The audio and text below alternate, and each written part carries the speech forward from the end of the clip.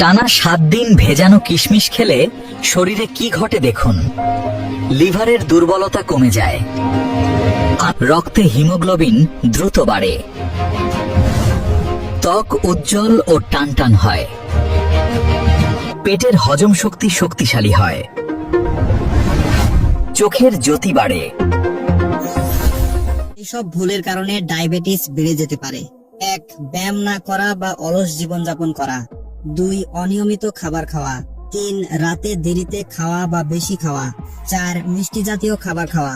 5. পর্যাপ্ত পানি পান না করা। 6. নিয়মিত রক্তের সুগার পরীক্ষা না করা। 7. পর্যাপ্ত ঘুমের অভাব। 8. দুশ্চিন্তা ও স্ট্রেস। ব্যথা সারাতে কোন খাবার খাবেন? দাঁতের ব্যথা হলে লবঙ্গ খাবেন, জয়েন্টের ব্যথায় চেরি ফল খাবেন, কানের ব্যথায় রসুন খাবেন, পুরনো ব্যথার জন্য কাঁচা হলুদ খাবেন, পেশির ব্যথায় পুদিনা পাতা খাবেন। প্রিয় দর্শক, আপনি কোন ব্যথায় ভুগে থাকলে আমাদের কমেন্ট বক্সে জানাতে ভুলবেন না। হরমোন শক্তি বাড়াতে প্রতিদিন এই 6টি খাবার খান। 1. প্রতিদিন 1 গ্লাস গরুর দুধ খান। 2. প্রতিদিন 5 থেকে 6টি কিশমিশ খান। 3. প্রতিদিন 1টি করে কুসুম সহ সিদ্ধ ডিম খান। 4. প্রতিদিন 2টি করে লবঙ্গ খান। 5. 6 থেকে 7টি কাঠবাদাম খান। 6. প্রতিদিন 2 থেকে 3 কোয়া কাঁচা রসুন খান। জেনে নিন নিয়মিত ডান কাত হয়ে ঘুমালে কি হয়। 1. হার্টের রক্ত চলাচল ভালো হয়।